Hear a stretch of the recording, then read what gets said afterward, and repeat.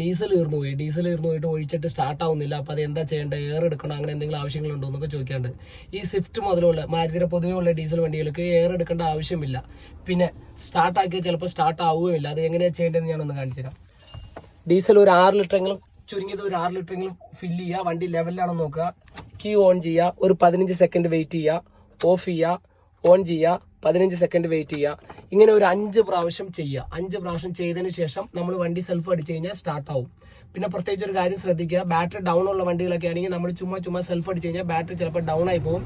First ഒരു 5 പ്രാവശ്യം ചെയ്യുക, എന്നിട്ട് ആവുന്നുണ്ടോ നോക്കുക. ആവുന്നില്ലെങ്കിൽ രണ്ടാമത് ഒരു 5 പ്രാവശ്യം സെക്കൻഡ് ചെയ്യുക, എന്നിട്ട് വണ്ടി സ്റ്റാർട്ടാവും. ഇനി ബൈ ചാൻസ് എന്തെങ്കിലും സ്റ്റാർട്ട് ആയില്ലെങ്കിൽ വേറെ എന്തെങ്കിലും ചെറിയ ഇഷ്യൂ ഉണ്ടാവും. അങ്ങനെ ഉണ്ടെങ്കിൽ മാത്രം വർക്ക്ഷോപ്പിൽ നിന്ന് ആളെ വിളിക്കുക, അല്ലെങ്കിൽ വണ്ടി പക്കയായിട്ട് സ്റ്റാർട്ടാവും. ഓക്കെ. ആദ്യത്തെ ഡീസൽ വണ്ടി അല്ലാതെ വേറെ പല വണ്ടികൾക്കും ഈ ഒരു ഐഡിയ യൂസ് ചെയ്യാൻ പറ്റും. അതെങ്ങനെയാണെന്ന് വെച്ച് കഴിഞ്ഞാൽ, താക്കോൾ ഓൺ ചെയ്ത് കഴിയുമ്പോൾ ബാക്കിൽ ടാങ്കിൻ്റെ ആ ഭാഗത്തു നിന്നായിട്ട് ഒരു പമ്പ് വർക്ക് ചെയ്യണമെന്ന് പറഞ്ഞൊരു മൂളിച്ച ഉണ്ടാവും.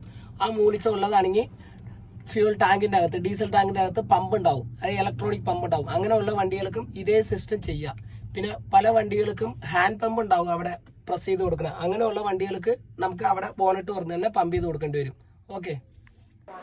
ഇങ്ങനെയുള്ള ചെറിയ കാര്യങ്ങളും വലിയ ഗുണങ്ങളും അറിയണമെങ്കിൽ എൻ്റെ ചാനൽ ആദ്യമായിട്ടാണ് കാണുന്നതെങ്കിൽ എൻ്റെ ചാനൽ ഒന്ന് സബ്സ്ക്രൈബ് ചെയ്യുക.